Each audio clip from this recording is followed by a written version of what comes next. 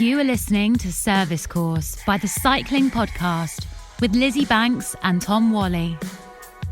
Lizzy, what the hell is that noise? Well, welcome to the podcast, Tom, and as usual, it is absolutely throwing it down in the middle of this glorious British summer, which we are all experiencing in the UK. Well, it's funny, actually. I mean, a lot of the sort of Peak District-based pros are about to get back to racing. Matt is around the corner from me. He's an amateur. He's just gone back to his team in France. So any Peak District riders who have managed to keep training to the extent that you guys have deserve everything you get in the races, because the weather has been atrocious around here for the last 2 months. It's been pretty bad, and by the magic of podcasts, by the time you guys hear this, I'm not going to be at home. I'm probably going to be in Siena on my way, or maybe mid-race in Strada Bianchi, and it's going to be pretty warm. So I've actually been cycling around at home, doing all my training with as many clothes on as I can, and my friends are all like, why are you wearing knee warmers and arm warmers and a gilet? And I'm just trying to make myself really hot, because we have not had a very balmy summer here, and we've had a lot of rain, but I'm really looking forward to getting to Italy and finally getting the season underway again.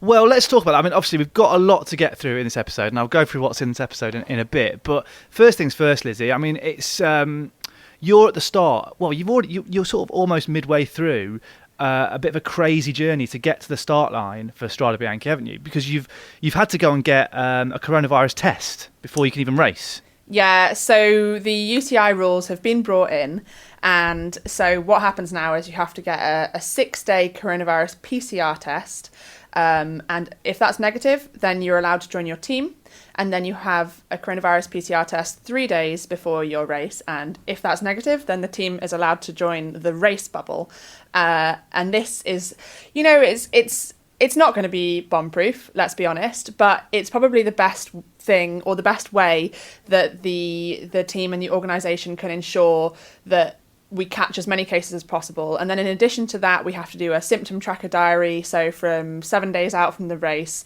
we record any symptoms that we've had that are anything to do with coronavirus. There's a tick list, and you mark everything down. And if you score anything, basically, you send it to your team doctor, and yeah, they'll see if they think there's a risk. But if you score anything, you're basically going to be, told to not join the team. So it's not foolproof.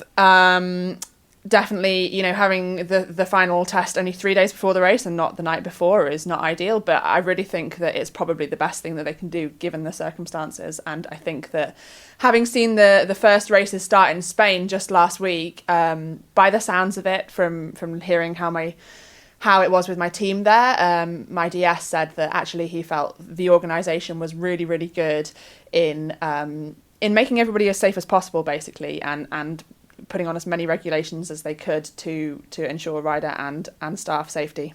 Well, before you set off, because you're driving down to Italy, right? I'm driving. That's another anti-COVID strategy. I'm driving down, taking the tunnel, don't even have to get out of your car, and then passing our clinic, which is the Cross Clinic in Basel, that's associated with the team, getting my second PCR test, and then continuing the drive down to Siena. So, that way I don't come into contact with anybody. I can basically ensure that I have my tests and I get there and I'm as safe as possible. So, but actually getting the test, I mean, you mentioned about a week ago, getting the test was actually, in this country, was actually quite a difficult thing to do, right? Yeah, it's a ball ache. I'm not going to lie, it's an absolute ball ache. It's really, really hard to get a test. I'm not going to lie to you. This is what happened. I phoned my GP's surgery. I explained the situation. They said, well, the thing is, you can only get an NHS test if you've got a symptom. So just tell them you've got a cough. And I said, is that what you're recommending for me to do? And they said, well, I wouldn't say that I'm recommending it. But, obviously I'm not going to use NHS money to get a test if those aren't the rules. But in addition to that, you have to provide a full PCR laboratory result anyway, and you can't get that with an NHS test. You only get a positive or negative stamp. You can't be guaranteed to get the laboratory results. So actually, I ended up travelling over to Manchester, which is not that close. An hour and a half drive. Actually took 2 hours on the way back with the traffic. to get a test. It was £150. You know, the team will reimburse it, but with smaller teams, perhaps that's not possible. And if you've got teams that aren't associated with a clinic, that's £150 or €175 times 24. You know, if there's 6 riders, 6 staff, and each person has to get 2 tests, that is a lot of money. You're talking, you know, roughly €4,000 per team per race. And then if there's a gap of more than a certain number of days between that race and the next race, you have to get another test. If there's a 14-day gap, you have to get another 2 tests before the next race. You know, it's an important thing to do, but is it sustainable? I don't know. Well, I mean, what an arduous journey, and it's only really just beginning. You missed the Spanish races that have just taken place. There were 3 races in the north of Spain, weren't there, for the women? From your teammates who were racing, you said it was pretty positive, but we saw that also CCC Live pulled out because of some problems. What do you make of everything that's happened over the last few days with that? Basically, in the beginning, at the first race, there was some confusion surrounding whether or not there had to be testing, as I understand. I'm sure that the Cycling Podcast Family Now will cover this in full, and you'll get all the gory details. And so there were teams teams that had been tested, that were made aware a couple of days before the start of the race that there were some teams that wanted to race that hadn't been tested. And of course, it's not safe, it's not allowed. And so I think there was because of the lack of clarity from the UCI to both the organisers and all of the teams involved in the race, some people ended up getting very late PCR tests. And so these PCR tests didn't actually come back before the start of the race. So there only ended up being, I think, 11 teams on the first day of racing. Thankfully, by the second day of racing, the tests had all come back negative, and so the teams were able to race. CCC Live pulled out of the first 2 races. They cited reasons that they were unsure about the rising case numbers in the region, and also because they were aware that teams hadn't been tested. But of course, in the end, these teams that hadn't been tested weren't allowed to race. CCC Live actually came back for the 3rd day of racing, which was in a very slightly different area, but not that far away, let's be honest. So perhaps they'd been reassured by the testing processes. I don't know. Well, it's one to keep an eye on. And last question before we actually do move on to the main part of this episode. Obviously, you're going to be racing Strada Bianca at the weekend. And now, obviously, that's in Italy, and the problems at the moment seem to be in Spain. But obviously, Catalonia is a place which has emerged as a bit of a hotspot. Pretty much home to, it's a huge chunk of the professional peloton lives in Catalonia. I mean, is there any sort of discomfort around that? Well, you know, with all this, I do feel that international travel is going to be the unsticking point for coronavirus. And of course, there's a worry. I know that I'm personally doing everything I can to reduce any risks both to me and my team. I can't be sure that every single athlete that I'm going to be racing with is doing that. You know, I know, for instance, that Boels Dolmans, they are travelling from the Spanish races directly to the Italian races. They're going in their team bus, so they're keeping everything together in the team bubble, and they're basically taking as much control of the situation as they possibly can. My team, again, they're driving from Spain back to Switzerland, where they're getting their next COVID test, and then they're driving to Siena. So in ways like that, you can kind of, to a point, you can control the interactions and you can keep things within the team. But of course, there will be people flying from Catalonia. There will be people in Catalonia who are just socialising and doing what they want. It's impossible to control everybody, and it's something that to be honest, I have been anxious about. But now I've accepted that I'm just going to do everything that I can. The risk of outdoor transmission is much lower than indoor transmission, so this is my job, and I'm going to go there and I'm going to make things as safe as I can for me, and I just hope all the other athletes see it the same way I do.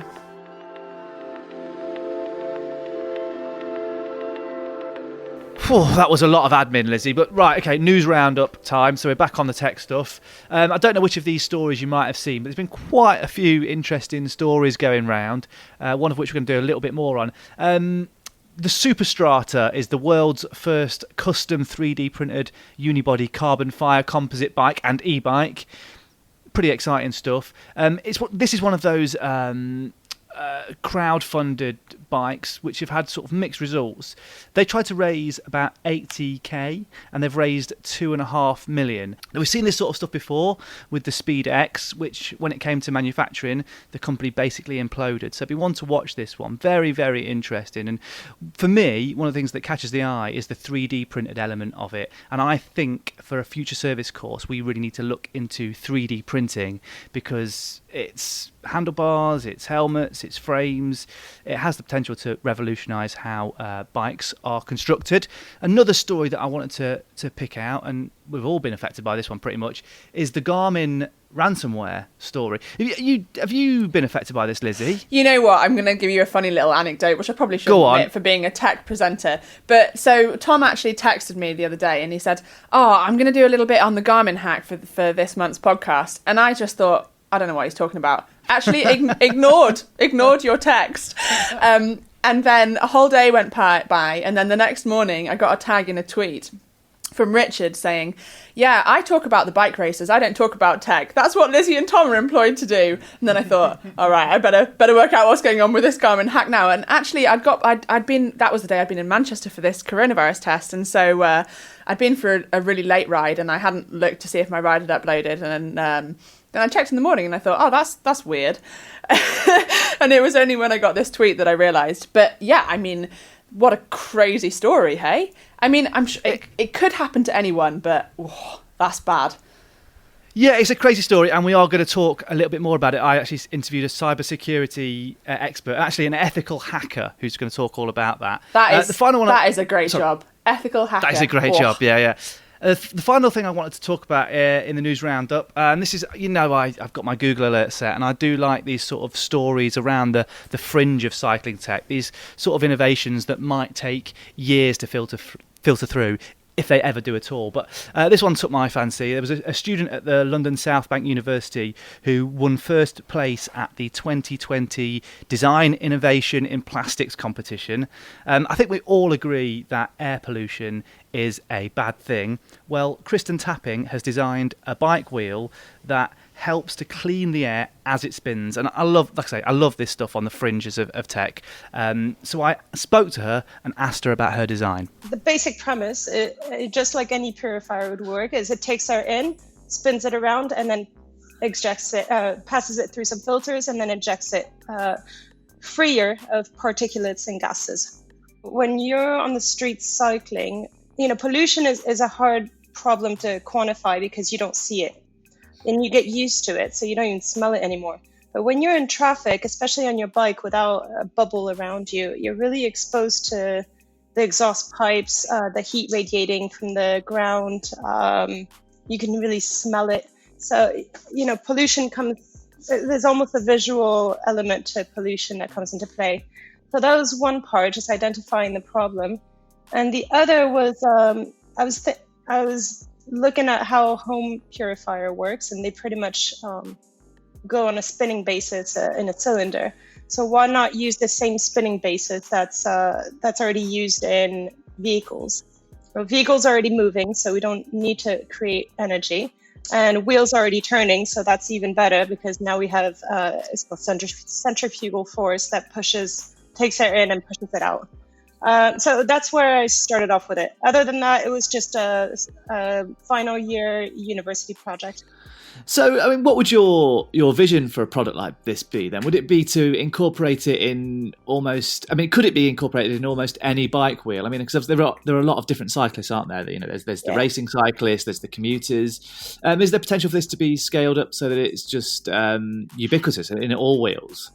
I don't think it'd be all wheels. I think it'd be more towards commuting cyclists. Obviously, with racing cyclists, I don't think their aim is to put extra weight on and get extra drag against them.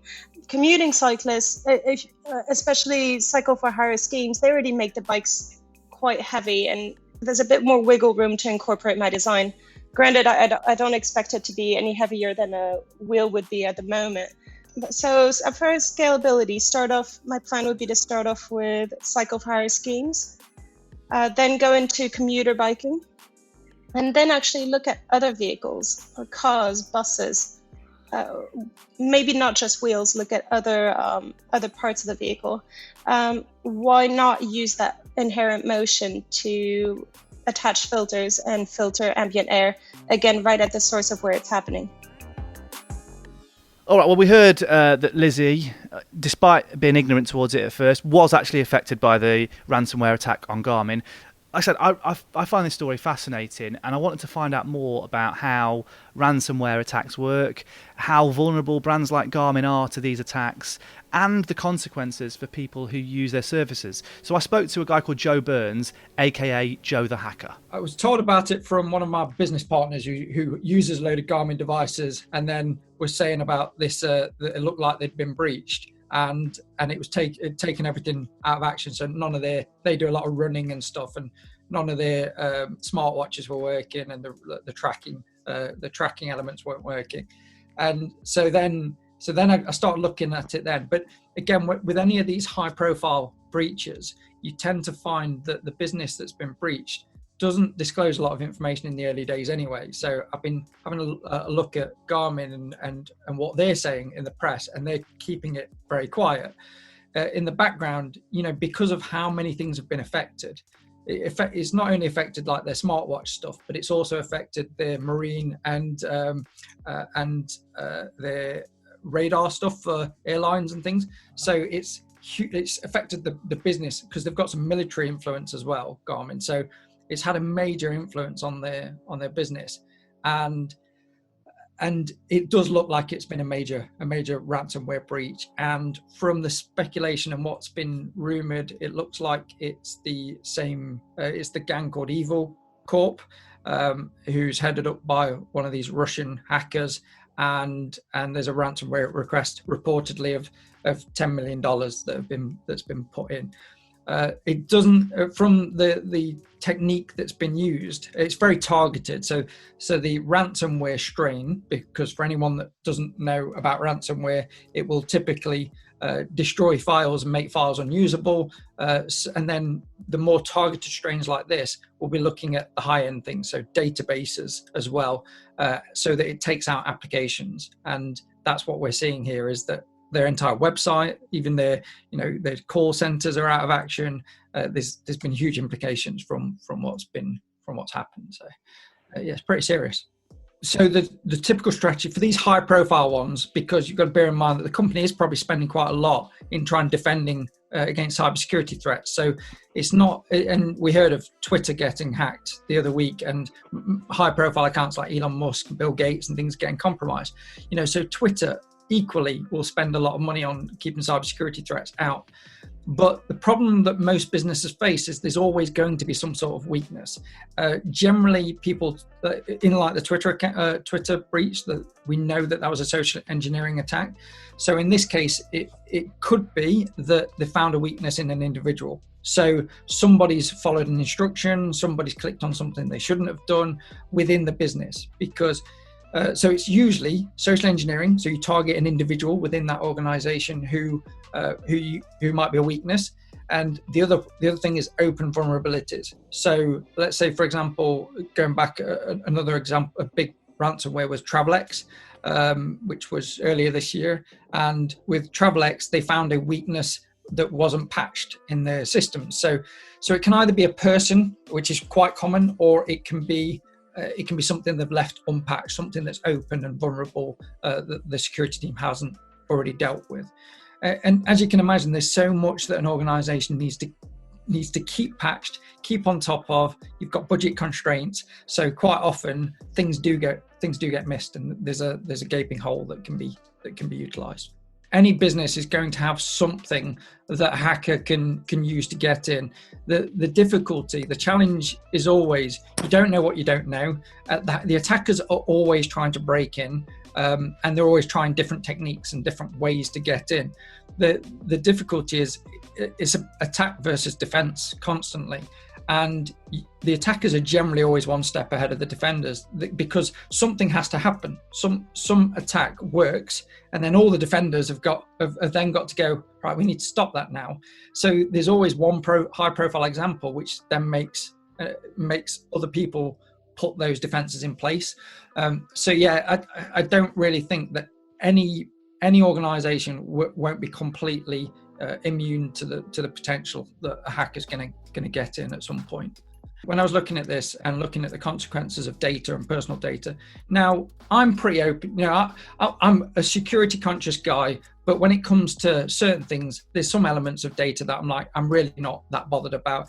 So for example, if you're tracking your rides and where you're going, it's all anonymized anyway. But in terms of that kind of data, I wouldn't be too concerned about losing that. Do you know what I mean? But at the same time, there is some personal data in there that you should be worried if there's a breach. For example, the classic is usernames and passwords. So if there's a username and password and that data is breached and that is compromised, then what we've seen over and over again is the criminals, the cyber criminals, take a breached password and a username, and then they go and try and use that on lots of different things. Now, inherently people tend to use the same usernames and passwords. You shouldn't do that. Every password should be unique. And you've got, security guys like me saying to people, every password should be unique. And people don't quite get the reasons. But the reason is, if I can steal one password from anything, and then I go and use it on your email account, and I go and use it on your Facebook account, your LinkedIn account, your PayPal account, and you've got the same password for everything, I'm just going to get access to everything. Which means that, and if I can get into your email account, for example, then all I'm going to do is go around everything and click forgot password, and it will send me an email to reset that password, which gives me total control of your life, really. And you can easily then lock out an individual and do a lot of damage to somebody. So that's why it's important to have unique passwords. So with some data, I'd kind of say I wouldn't be too bothered if somebody knew of some data, but other information, personal information, I'd want to keep safe, and I would be conscious of losing that if a company got breached.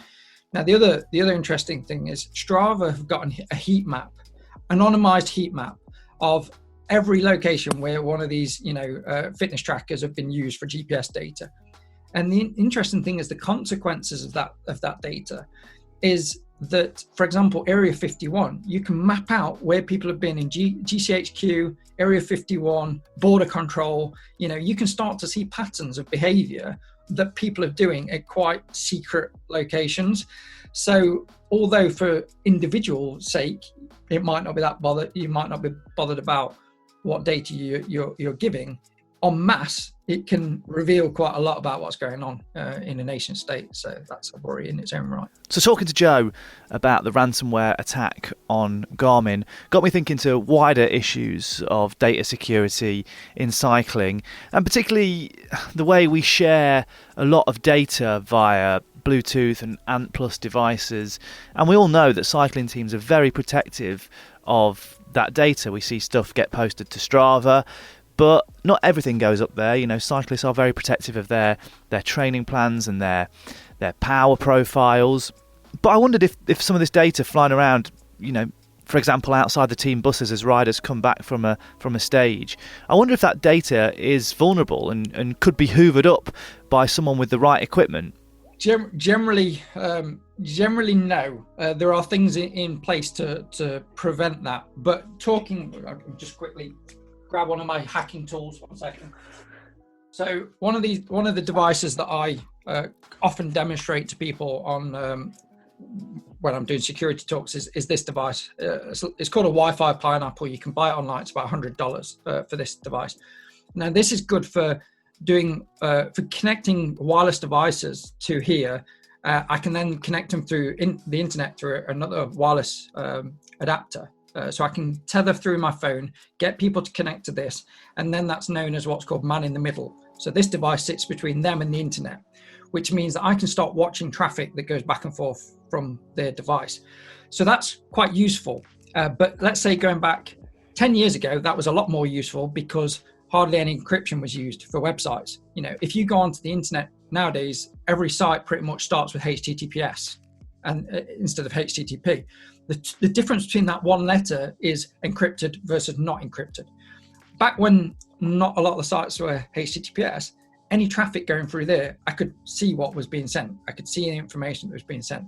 Obviously, there's been a big change in that and in how people work and how websites and people have become more security aware. and now it's very difficult to read traffic. So when it comes to like personal devices that are sending anything to the cloud, you would pretty much, I don't know the full extent of every single application, but you would almost guarantee they're going to be using an encrypted channel for sending that data to the cloud. So you can't necessarily steal it whilst it's communicating from one point to another as a hacker. And that's why it's good to try and steal it at rest. You know, when it's in a database and it's not in an encrypted state, passwords should be encrypted, but a lot of data won't be encrypted by default. So if you can steal the data from a database, that's much more use, because it's a lot easier than trying to steal it while it's on the move. So yeah, I wouldn't necessarily say there's a big risk of information being stolen by somebody just sat there watching traffic going to the internet. Chute à l'arrière du peloton, cycling podcast team car at the back of the pack, please. Well, that's the voice of Seb PK interrupting this week's episode to remind me to tell you that it is sponsored by the Wattbike Atom. That's right, Rich. Yeah, the Wattbike Atom. Well, people who listened to our Tour de France coverage last year will have been very familiar with the Wattbike Atom indoor smart trainer, because they sponsored pretty much the whole of our Tour de France coverage last year. And I must admit, when I was riding our Giro a little bit earlier this year, doing a lot of hours on my indoor turbo trainer and a lot of climbing on that route that Daniele Frubroncini set for us, I was really craving the Wattbike Atom because of its stability and the fact that it is easier to get out of the saddle because of that stability. You can really kind of, lean down on the handlebars, not the way that you would outdoors necessarily, but it's certainly a lot more stable than riding a bike set up on a turbo trainer. And I kind of really appreciated that. Well, we were both lucky enough to have the Wattbike Atom in our high performance fitness studios before the Tour de France last year, just to enable us to get to peak fitness for 3 weeks of eating and drinking our way around France in the back of a car. But it was great fun, and having spent a lot of time on my own bike on the turbo, there's just something I'm not as comfortable getting out the saddle. The sort of vast power that I put through the machine always makes me worry about breaking something. The Wattbike Atom feels incredibly sturdy, which is one of the advantages of it. And the other thing I really enjoyed from using it was the information that you get from it, the pedaling effectiveness score and the left-right balance that you get. You get a really interesting insight into what each leg is doing, and perhaps are able to work from that on balancing yourself out. And being somewhat inept sometimes with technical things, as I am, Richard, I really appreciated the fact that the Atom's Bluetooth connectivity to third-party apps like Zwift or the Sufferfest or Trainer Road, really, it was as easy as that. You turn on the Wattbike Atom, you turn on your phone or your computer, and they talk to each other, and there was none of that kind of pre-ride faff which eats into the time you've got available to get on your bike and ride. Well, the Wattbike Atom has got a host of these great features, and it feels great to ride. But now it is back with the next generation Wattbike Atom, which is launching now. The next generation Wattbike Atom features the same great connectivity that I just talked about, but it has a completely new electromagnetic resistance system for an even more realistic ride feel, and instant gear changes for those who are looking to advance their Zwift racing career. For those who are serious about the numbers, new crank angle sensors read your pedaling data 1,000 times every second, providing you with a data set that is within a plus or minus 1% accuracy range, so it's got more granular data for your own marginal gains. To top it off, the bike is still packaged in its award-winning design. So to find out more and purchase a Wattbike Atom for £90 a month, go to wattbike.com. That's wattbike.com. Okay, so we finally arrive at the sort of the meat of this episode, and this episode was going to be solely about head injuries and about helmets and about concussions, and that is something that's been in the news much more recently. There's been a lot more press coverage. There's been a lot more research that's gone into the effects of head injuries on athletes. Lizzy, you've had a concussion yourself, haven't you? Yeah, I've had a few. I've actually had quite a few whacks to the head against the tarmac, and that's one of the reasons I wanted to do this episode, because there are a lot of differences in different helmets across the manufacturers. There are actually quite a lot of different technologies that are coming in to try and improve helmets, and I just wanted to kind of see what research is out there, hear from the manufacturers, also understand a little bit more about the implications of head injuries. And then finally, later on in the episode, we're going to catch up with Ian Boswell, who, as you guys will know, had a career-ending concussion last year, and we're just going to see how he's getting on, basically. But before we start, there is a lot of tech surrounding helmets and concussions, and I think that we actually need a bit of a glossary of terms before we go through, and the who's and the what's and what we're talking about, because there's so many different systems on the market that it can all get pretty confusing. Okay, let's start off with EPS, because this is the one term I think I do understand. Yeah, so expanded polystyrene foam, you've all seen it, you've all got it in your helmets. It's that black stuff that is the core of nearly all helmets. Direct impact? So this is the big cause of skull fractures. If you drop a head directly onto the floor, then you're going to get a direct impact, and that's what's going to cause a skull fracture. Rotational impacts? Now, this is a really big one in cycling and the biggest driver of concussion. And this one's quite a big problem because many standardised helmet tests, and I say many standardised because actually there isn't a helmet standard test across the whole world. Different places have different ones. So most standardised helmet tests just have a vertical drop test, and they don't actually have a requirement for rotational impacts, which are the biggest drivers of concussion. So that's something that we're going to talk about a little bit later. Mips? So Mips stands for Multi-Directional Impact Protection System, and what it is it's a plastic liner inside your helmet. And the idea of it is that if you crash, it rotates separately to your helmet to help reduce the impact of rotational forces. Wave cell? So Wave cell is Bontrager's proprietary system. Sorry, you can really hear the rain coming down now, which is a multi-directional crumple zone which lines the inside of the helmet and replaces some of the EPS foam in the helmet. Choroid, is that right? Choroid. Choroid, okay, yeah, nearly close. Choroid. So choroid is a honeycomb structure. It looks similar to lots of straws just kind of glued together. And this is inserted into areas in the helmet, or sometimes it's a full liner of the helmet. And again, this aims to provide a multi-directional crumple zone to reduce direct and rotational impacts. Right, we're almost there. Spin. Spin is an interesting one. It's POC's proprietary system, which aims to decrease the impact of rotational forces. It's a silicon gel-like membrane that actually sits in the pad. So it's essentially just a pad when you're looking at it. And finally, Tom. Yeah, I'm gonna do my best at this. Hovding? Hovding. Yeah, I can't say it. It's a Swedish word. But so we're going to talk about the hovding in a minute, but I just wanted you to know what it is because it's something that you may or may not have seen before. It's not a traditional helmet. It's a novel helmet system that's actually worn around the neck like a scarf. And when an impact is detected by this helmet, an airbag is deployed and it covers and encases the whole head. So this is back to that sort of fringe tech stuff that I absolutely love. I have seen that and I'm very, very intrigued by it. So sorry to overwhelm you with all that information, but I do think it's important to know what we're talking about before we move on, because today we're looking at some research from the Road Safety Trust in the UK, and they are an independent organisation who, they want to make the roads safer for everyone. In 2018, there were 4,000 serious or fatal cycling injuries in the UK, over 18,000 hospital admissions in England, Scotland and Wales, and a whopping 78% of these admissions were likely to have sustained a head injury. I spoke with Helena Stigson, who's a road safety professor and conducted the independent research for the Road Safety Trust.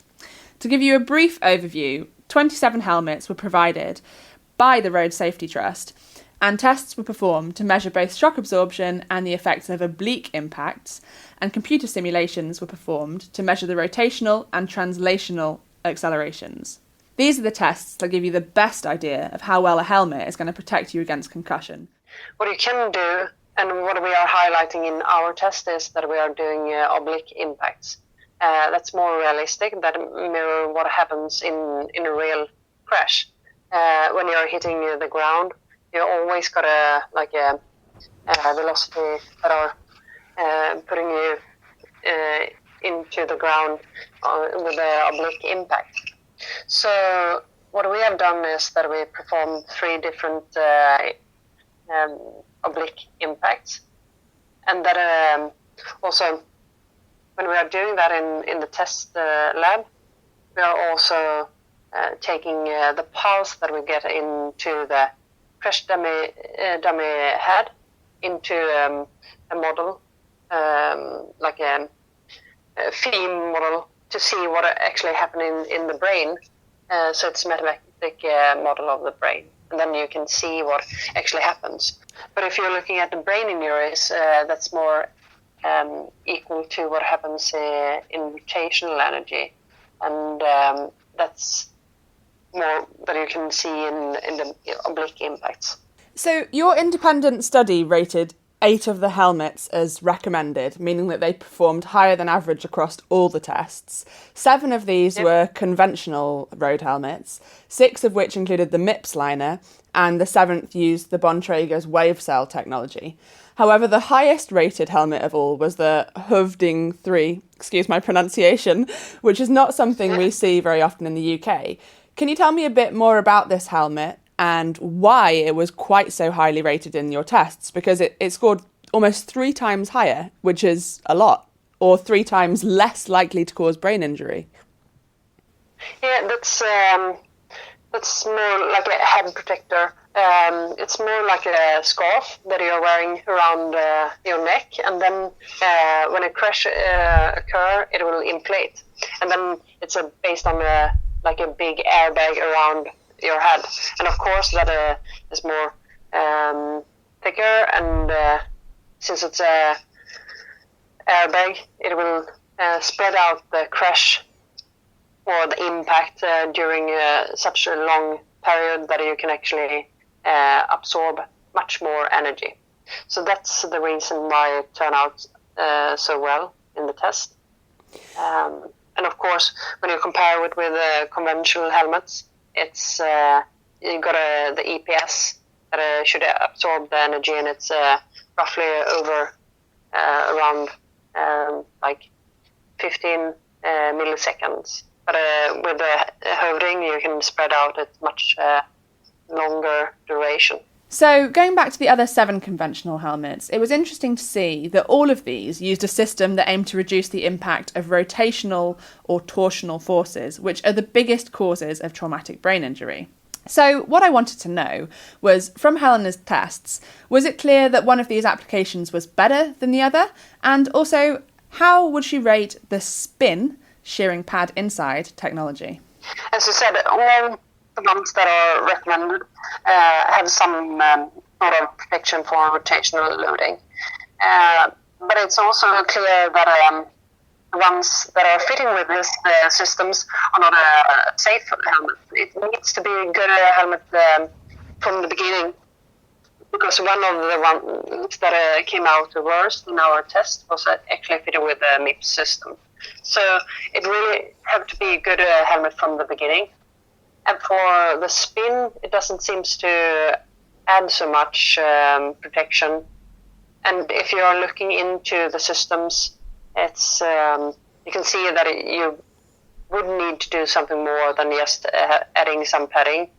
And I also think that the Mips system or the well cell could be much better if they actually add more efforts to protect from the whole perspective, from both rotational loading and energy absorbing. Interesting. But it's a good start, and we can see when we started, it was just one helmet that had the Mips system, and now when you're going into a store, you can find almost every brand with fitted with some rotational technology. So it's clear that in this case, consumer testing can actually play an important role. In development, yeah. I wanted to ask you about Choroid, because does Choroid aim to reduce rotational forces as well? We haven't tested it in this. We have in our ski helmet test. We had a wide range of different technology for rotational loading, but actually it seems to up to date it's just the Mips system and the well cell that has been performing good in the test.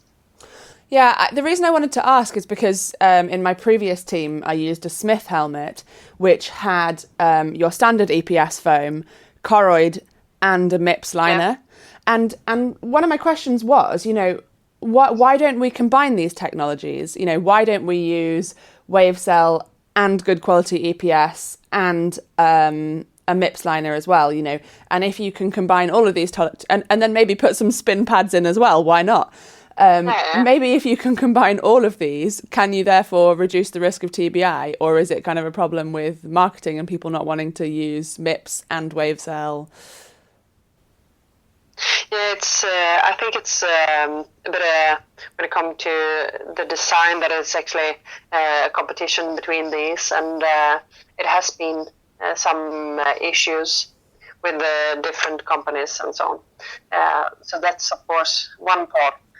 If you're looking as a researcher, it's of course better that you're working with the helmet, because what we saw in some of our tests back in the days, we could see that the helmets with the Mips system actually had a much stiffer EPS, and of course for rotational then to make the system to start working, then it's good to have a stiffer helmet, but you don't really know if the Mips system works in reality.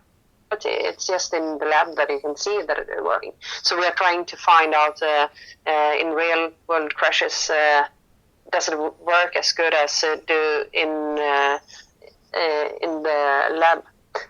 And of course, as you said, if you combine them to have a more energy absorbing in the helmet, and then adding something for taking care of rotational energy, that would be the optimum, I would say. So, and when we had one of the Smith helmets with the honeycomb structure in the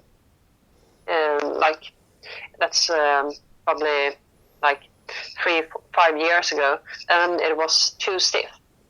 So you really need to combine that, and I think that's important when you're looking into a new standard, because they are trying to the test that we are performing is actually on discussion at the European Safety Standard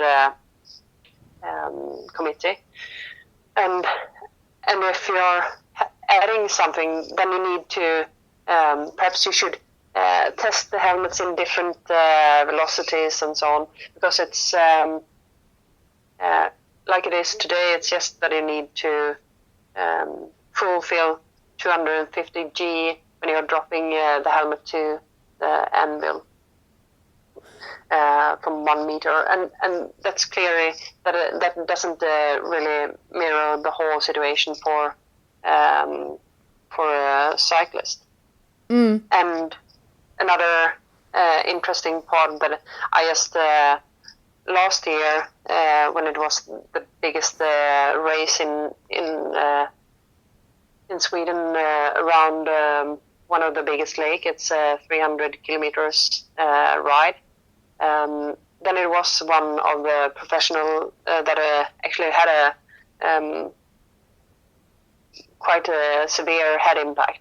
And I had a discussion with him afterwards, because he was taking care of some medical people around, and then I could see his head. And he had a Oblique helmet with the Mips system, and I had just perform the test with it. And then I know that it was a really stiff one. And what I could see in his head was that he had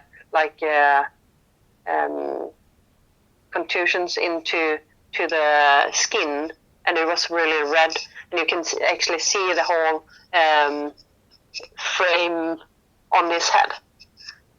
And then, of course, for him, it would be much better if the helmet would be absorbing more of the energy.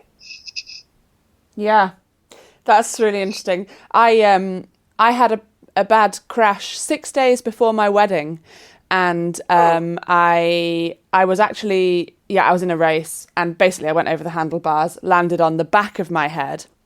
I was really fortunate not to sustain a concussion this time, but the helmet did crack. But it also, because it was quite a direct impact, actually. For a bike crash, it was unusually direct because I kind of flipped and then landed straight on the floor, and the helmet split, but the helmet pressed into the back of my head really hard, and then I had a 10 centimetre laceration in my hairline across the back of my head. So that was interesting, trying to do my hair for my wedding. So you said before about how I think I understand in saying basically the design of the EPS foam is really quite important, because you were saying that whether or not you've got a good liner, it's whether it's a good helmet to start with. So is that about the type of EPS foam? Is that about where the EPS is placed? Because I have to say I don't really know much about EPS foam other than we have it in all our helmets. So what is it that makes that helmet good in the first place?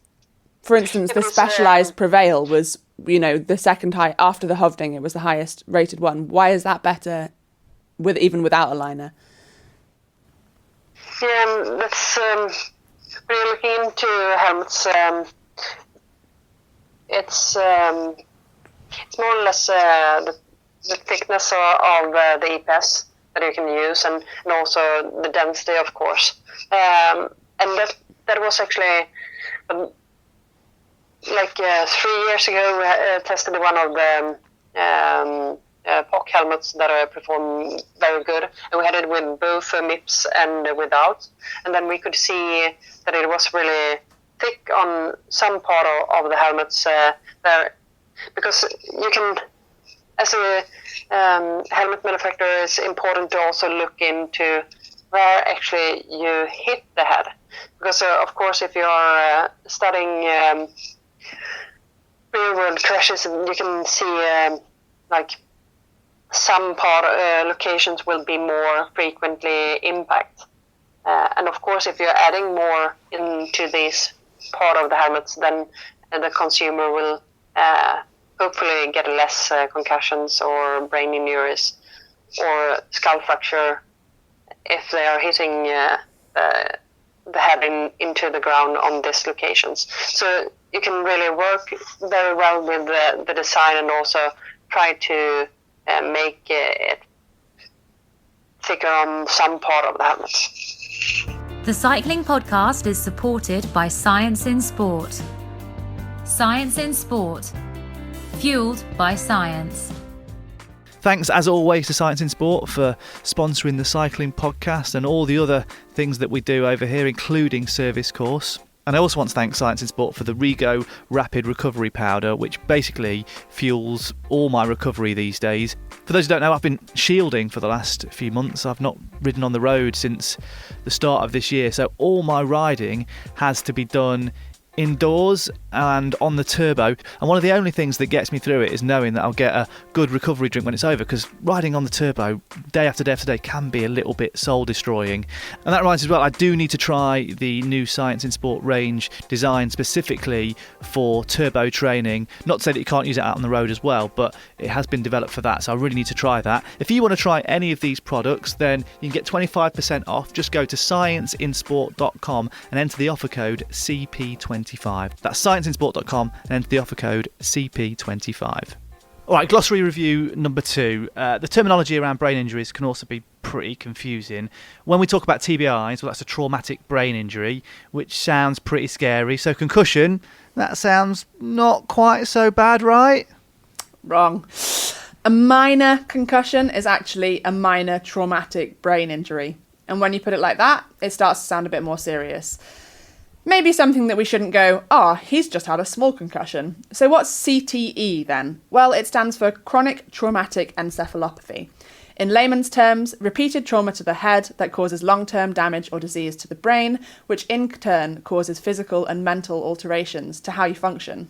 Well, CTE has been overlooked, I think, in the past. We hear a lot more about it now. There's been some quite high-profile incidents involving, well, particularly American football players. Over in the UK, a lot of people have heard of Jeff Astle, the former footballer who passed away a couple of years ago. He had dementia from CTE, from repeated heading of a football. So I actually got in touch with the CTE Centre at Boston University to find out more, and I spoke to Chris Nowinski, who's actually got personal experience of concussion and traumatic brain injuries. So I'm Dr. Chris Nowinski. I'm co-founder and CEO of the Concussion Legacy Foundation. We're a nonprofit that's focused on taking care of patients and families who have had too many concussions or chronic traumatic encephalopathy, advancing research on the long-term effects of getting hit to the head so that we can eventually have effective treatments, and changing sports so that we don't recreate these same mistakes and can prevent this damage. So I played football, American football at Harvard University, and I got out without ever having a diagnosed concussion. Got into wrestling, had experiences that I now know were concussions, and had them my whole life. I just never realized when you got hit in the head and you blacked out, forgot where you were, or had searing headaches or double vision that mattered. Just seemed like a normal consequence of getting hit in the head, and eventually it went away. And so in June 2003, I got a really bad one that I didn't appreciate how bad it was, and I wasn't trained that you don't go back in. And so I lied about how bad my head hurt for 5 weeks, just trying to power through it, and just sort of turned my brain into mush and never got better, and was forced to retire. It's interesting, you talk about that lying to yourself and lying to your coaches. I mean, that is a kind of common theme of this, isn't it? It's the most common theme. Understanding your own brain injury is very difficult because the tool that you use to understand your injury is impaired. And no one tells you your brain doesn't have pain nerves in it. And pain is what usually tells athletes when to stop. And your brain can't give you pain. So you never would think, like sensitivity to light or a headache or something is worth stopping for, because you can usually power through it if you can remember who you are. The self-regulation around concussions for athletes has been enormously hard to do. And even with training, it's enormously hard to do. And so that's why we emphasize a lot of educating teammates and putting protocols in place, because you really have to have a lot of stopgaps to catch these and treat them properly. So in terms of sports then, what are the mistakes that sports make in terms of their protocols when dealing with concussions? Where do you begin? So the first mistake is that we haven't and we still do not prioritize prevention. So concussions, the storyline we're sort of fed is that 90% of people are fine, 10% of people have longer experiences, and for them, it's probably something they did. And that's not the case. We do a terrible job recognizing concussions because we don't train the athletes to realize that those seemingly mild symptoms are actually very significant. And then we also don't train those around them to recognize that an athlete is a terrible, is the wrong person to determine if their concussion is serious, right? It's the same idea as asking a drunk driver if they should drive, right? They're impaired. They can't make that choice. It's your job to take away the keys. Right now, far less than half of concussions are being diagnosed when they occur. And then after that, it's a question of, are you removing them? That depends on the infrastructure you have. If you have doctors on the sideline, they're probably not going back. But if you have physios or athletic trainers, probably not going back. But most places don't have that. So if you don't have any medical professionals there, a lot of those people are going right back in. And that will make their concussion worse. And then if you do get them off the field, we generally do a good job in the States of making sure they're not getting back into a dangerous place for at least a week. But that's not the case again everywhere. Speaking to cycling then, sort of one big concern in cycling with regards to concussions or TBIs, it's the management immediately after a crash. A bike race is a moving thing. If you pause for a moment, it moves on. So there's very much a kind of check you out. Can you see? Can you pedal? Get back on your bike, basically. I know, I'm pretty sure I know what you're going to say, but do you have any suggestions for how to manage cases like this in the field? So yeah, it's a great question.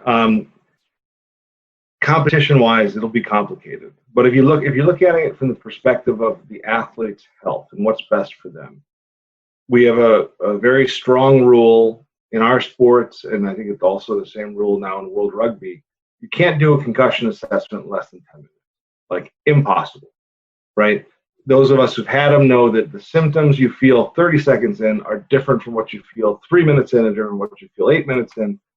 And so I'm sure what's happening over and over again is people are having a crash, hitting their head, they get up, they do a quick 30-second, minute-long assessment.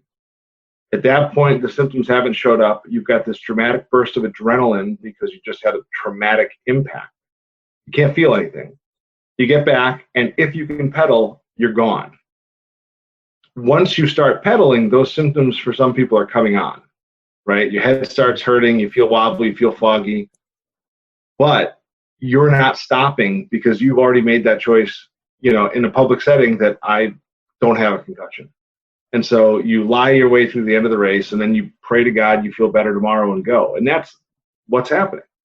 And so if you had a choice of what to do, if it's you in your career, if this is not the Tour de France, you stop. And you sit down for 10 minutes or 15 minutes, and you just, you take your time and cool off to see if, ideally you're assessed by somebody. If you can't be assessed by somebody, at least self-assess and give the symptoms time that you go on. Give yourself some time to realize this isn't worth it. But you could imagine, like, we have this problem in baseball in America because they don't want to stop the game to assess somebody. So we always, every year, have players who are running into the wall or getting hit in the head by a batted ball, and they're clearly impaired. But so they give them 2 minutes and they talk to them, and they don't take them off the field to assess them, and they have to choose right then and there. And they leave them in, and time after time, the next inning, they're taking them out. We have to educate the cyclists so that if they are in a situation where they feel like they have to get back on, they also feel confident enough and educated enough to know, if I don't feel right a mile down the course, I got to stop. Because not only is it bad for their brain recovery, but reaction time and balance are impaired, and you're going to kill yourself. So I don't know if you'll be able to answer this one, but I'll try it anyway. So obviously we're talking about helmet technology on this podcast, and there are different forces at play when you have an impact. Can you talk about rotational forces and the sort of role they play in the severity of concussion? Yeah, rotational forces are the primary driver of concussion severity. So your brain is sort of designed to take on linear acceleration, because when you tear axons, it's not the energy wave going through your brain. Like that, the energy wave itself can cause a concussion, but it won't tear axons. Axonal shearing, axonal tearing is being caused by rotational acceleration and shearing at the gray-white matter junction, or a lot of energy goes to the depths of the sulcus, where we see the beginning of CTE. But it's that centripetal force, it's the pulling. When you twist the brain, the pulling of the brain away from itself, that is causing that physical damage that's going to be more correlated with longer-term problems and more significant. Every helmet's tested sort of differently, and there's different certifications and for different sports. I'm most familiar with football, and with football, the standard drop test means that you're putting a helmet on a head form. Now they have necks that move a bit, but they certainly aren't replicating humans perfectly. And you basically, from different heights, drop the head form with the helmet on it and measure the energy to the head. It reaches the head. And measure the acceleration, deceleration. There's various standards you have to meet to pass a certification. You have to be, so much energy has to be dissipated, and the helmet has to be offer a certain level of protection to be certified. It's impossible to replicate the various vectors of impact and energy of rotation with a human head that's got also a soft brain on the inside. Helmet testing does not replicate the human experience, and so while it's probably the best we can do, and there's certainly debates about how do you test it better. Just because a helmet passes the test doesn't mean it's going to protect you as much as you'd like it to. Don't rely on your helmet to save you from brain injury, or you should rely on it to save you from skull fracture, but you can get pretty messed up with a helmet. The interesting stuff there, obviously, we talked a little bit about the role that helmets can play in rider safety, but I think the interesting stuff there was around the kind of protocols that are involved in sport when someone has a head injury.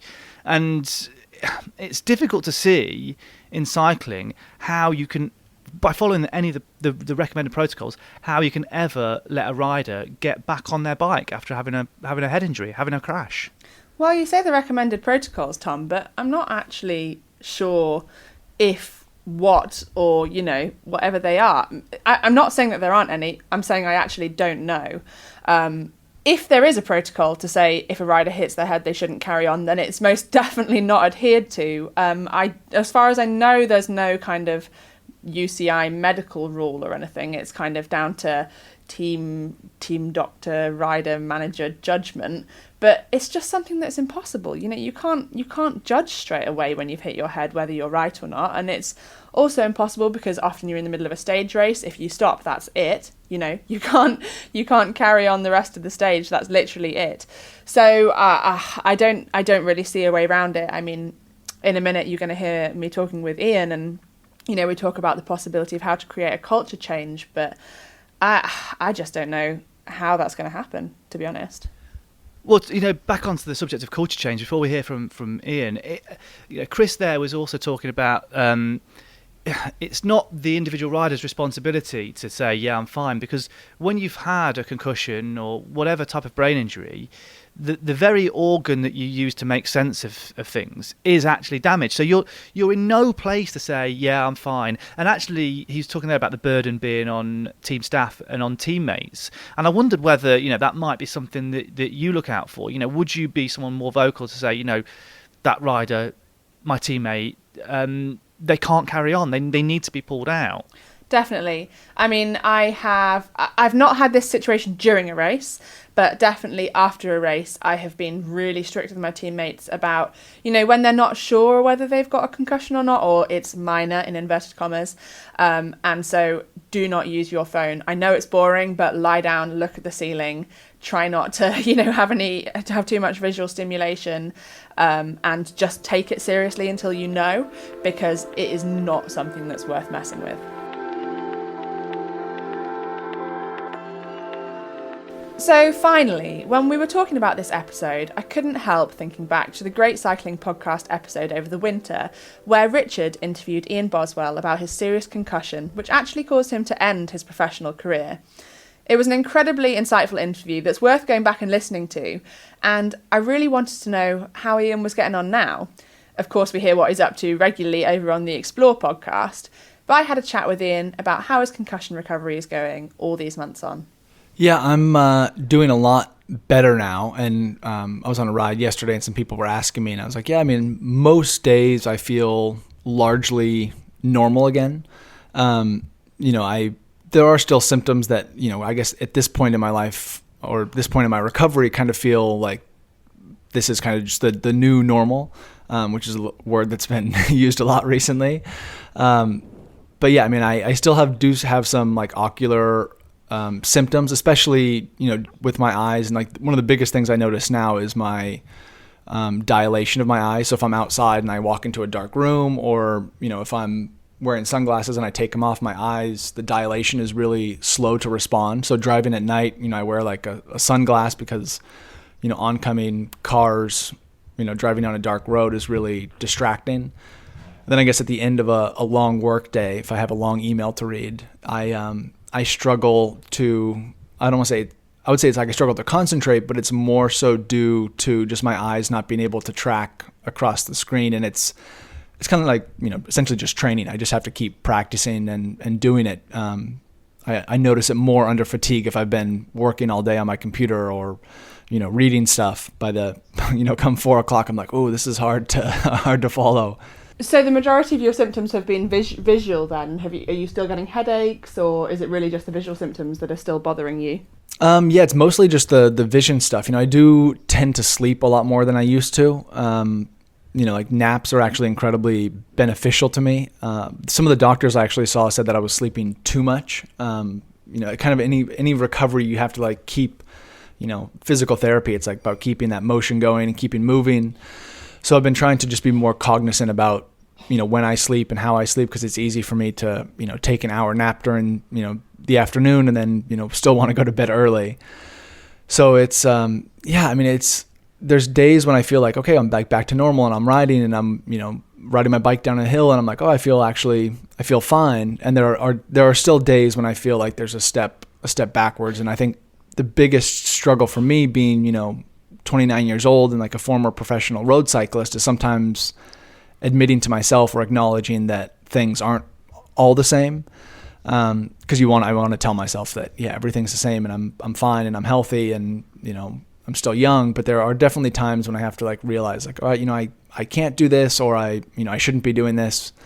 But yeah, it's one of those situations where you just have to be honest with yourself. And I've still been involved with quite a few concussion kind of groups here in the US. One's called Love Your Brain, and it's like a yoga meditation course for people recovering from TBIs. And that's one of like the biggest kind of messages that is shared amongst this group, is just that people aren't always honest with themselves. And that's like so important to realize kind of where you're at and, where you are in this journey to recovery. And for some people, maybe myself included, part of that is kind of accepting where you are and that things may never be the way they were, but you can still kind of work towards getting back to how and what you felt before. I think what's one of the things that's really interesting about your situation is partly that you've made it public and you've talked about it, which I think really doesn't happen very often, because partly of the nature of our careers, and you never want to admit something because you're trying to be the best, and if you've got something wrong with you, then, or in inverted commas, something wrong with you, then perhaps a new team won't sign you or whatever. But I think it's really important to talk about these experiences of concussion, because so often these symptoms, the ocular symptoms that you're talking about, they're not spoken about. We talk about, oh, have you had a headache? Are you feeling a bit dizzy?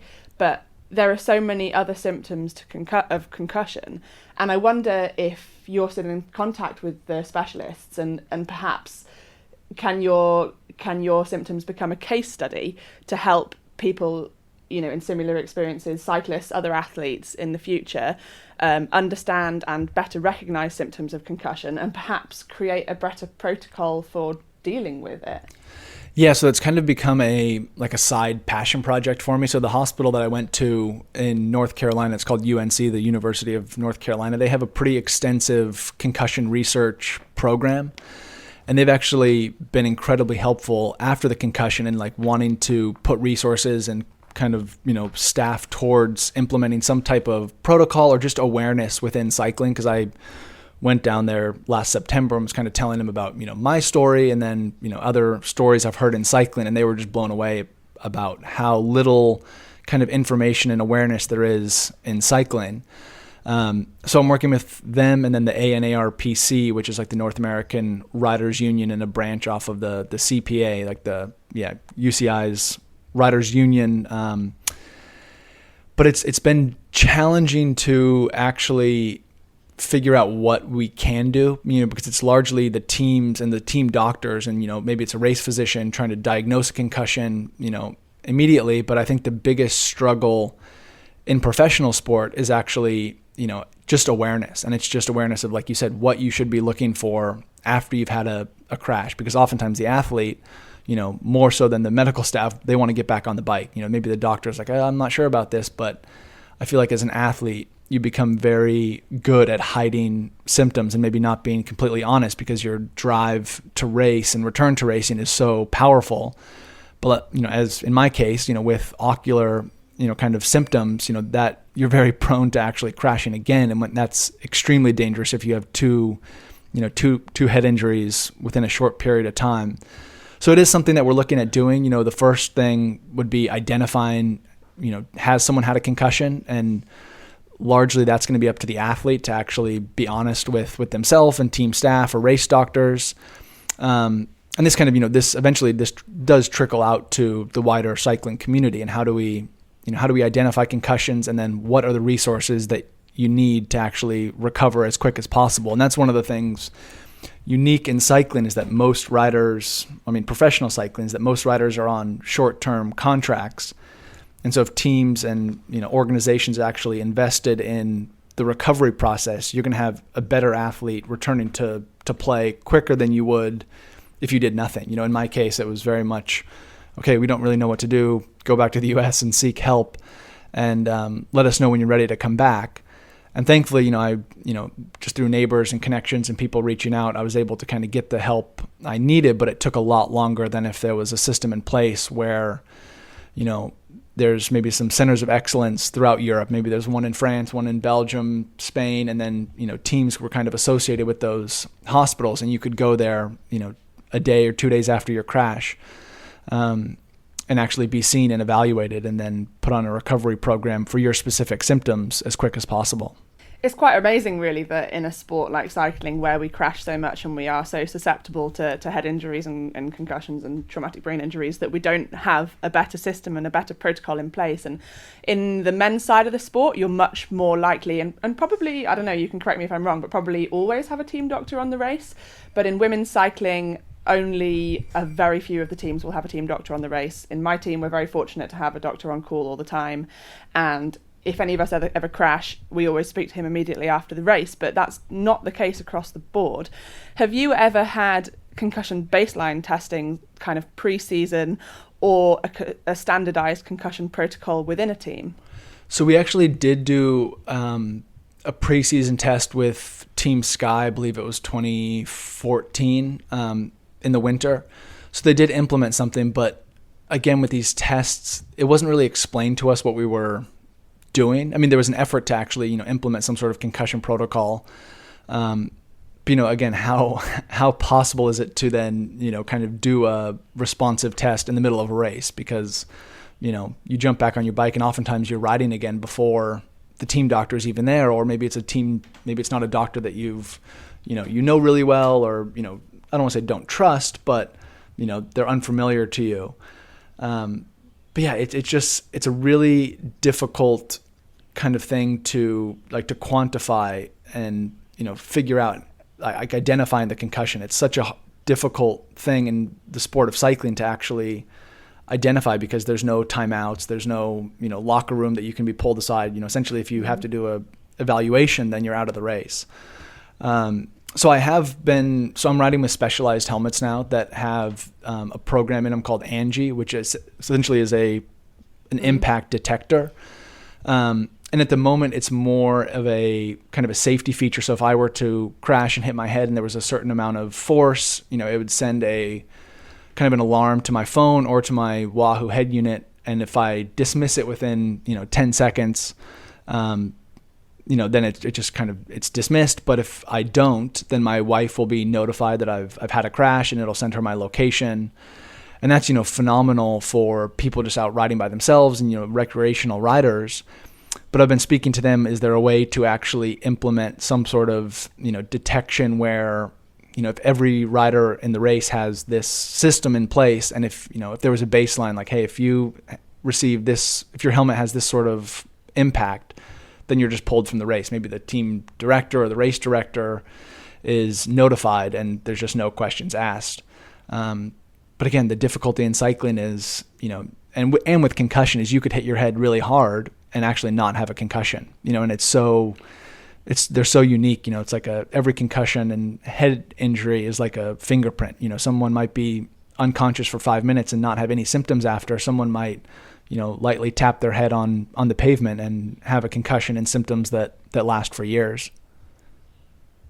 Yeah, absolutely. And this is where it comes back to the issue of kind of rotational forces, and that's to do with something I'm going to ask you in a minute about helmet testing standards. But as a good example, my most recent well, actually my last race and my most recent crash, it was a pretty big hit to my head. I remember, I hit the floor with my head first, and I had this very, very clear thought as I kind of hit the floor and my head went smash.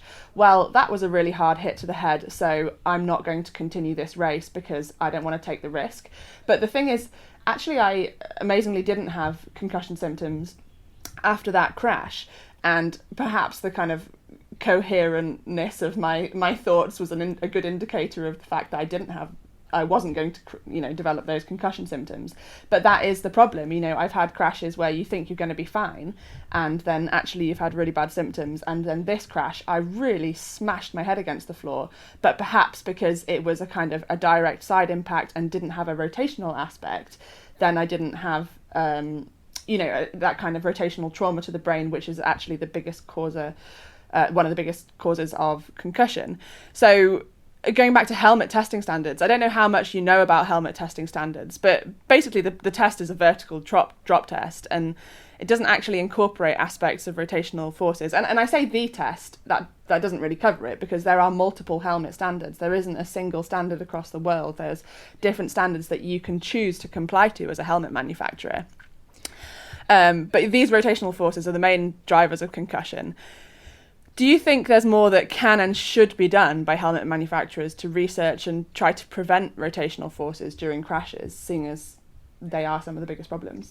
Yeah, I'd say the simple answer is yes, and it's constantly evolving. Helmets are continually improving and getting better. Now you see systems like Mips, and there are all sorts of additions to helmets that you look at. Even when I first started racing, helmets were pretty minimal. But, there have been helmets. I recall, not to call out a brand, but there was a helmet that I used at Team Sky, a Cask, in early 2013 that was like Velcro, like the whole thing was Velcroed in, and it was incredibly dangerous.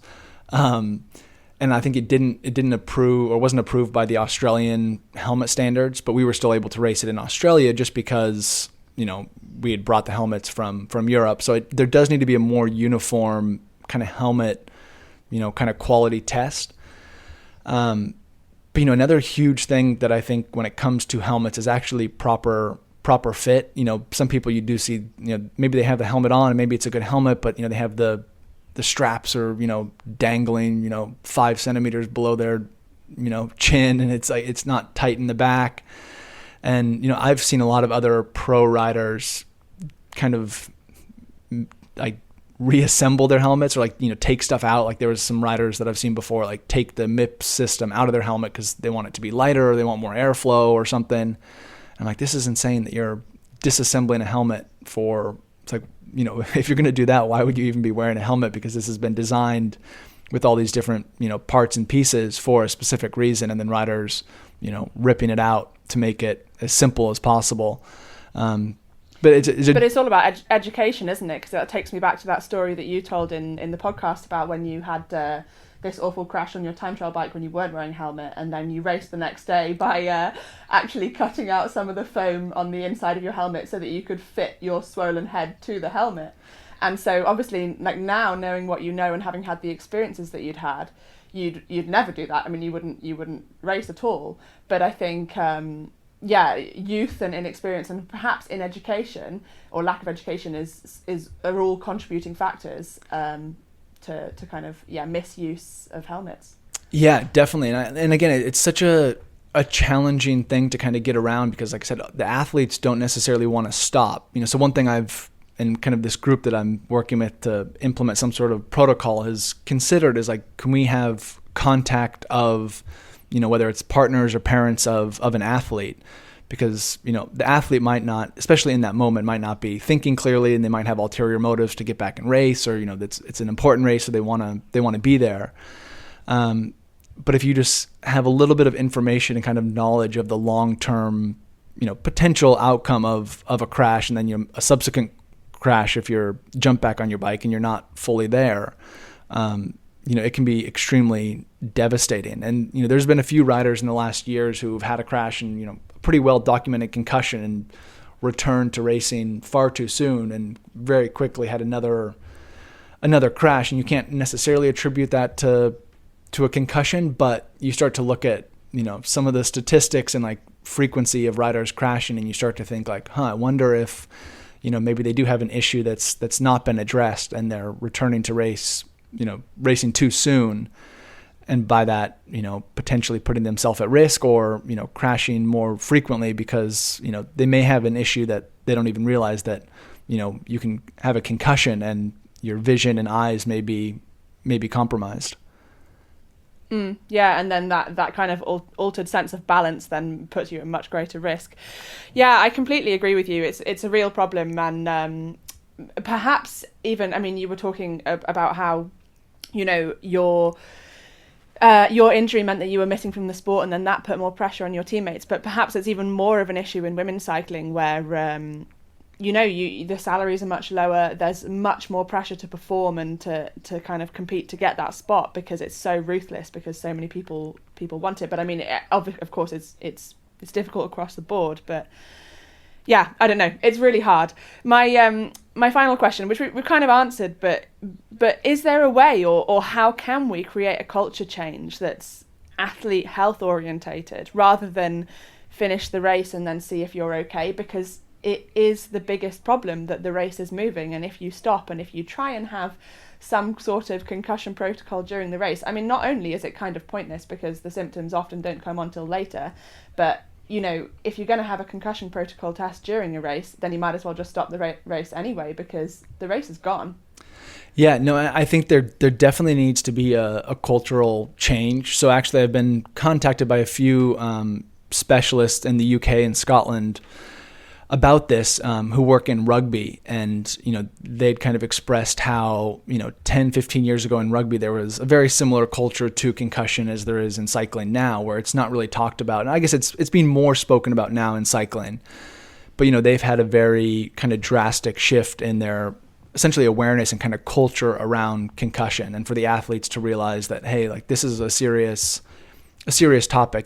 If you crash and there's this, I don't know what you would call it, but there's this, kind of romantic side of cycling where you see, these legendary stages where someone crashes and breaks a collarbone. And, I'm thinking of, when I was growing up, Tyler Hamilton, like, finishing the tour with a broken collarbone, thinking like, wow, that's incredible. Like, that's and this. Recently, Lawson Craddock, pushing his way through with a broken shoulder the whole time. Exactly. Yeah. And it's that culture that, you have to be tough, which is, so beautiful in cycling. The athletes, you're so used to suffering on the bike that, oftentimes a broken bone is going to hurt a lot more than a concussion in the moment. But I do think there has to be a, awareness and just an understanding that, hey, these injuries can be a long-term, problem in your life. And especially if there's, multiple impacts and kind of repeated impacts.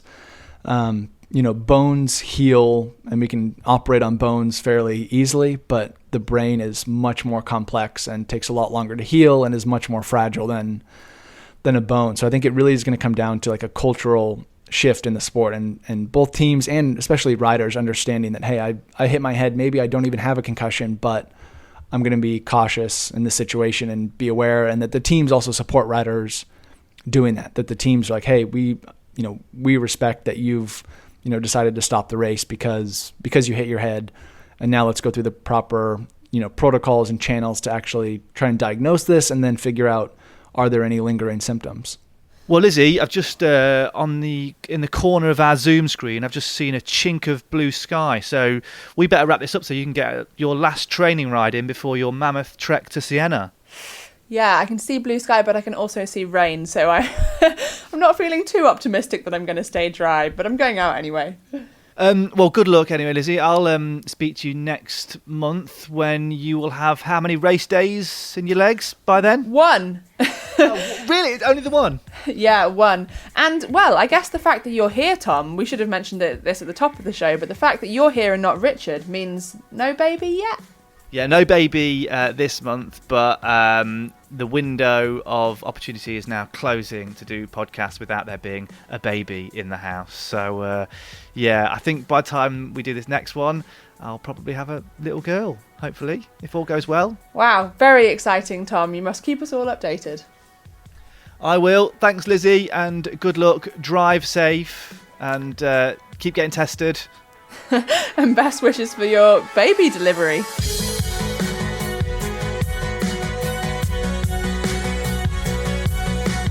This episode of Service Course was produced by me.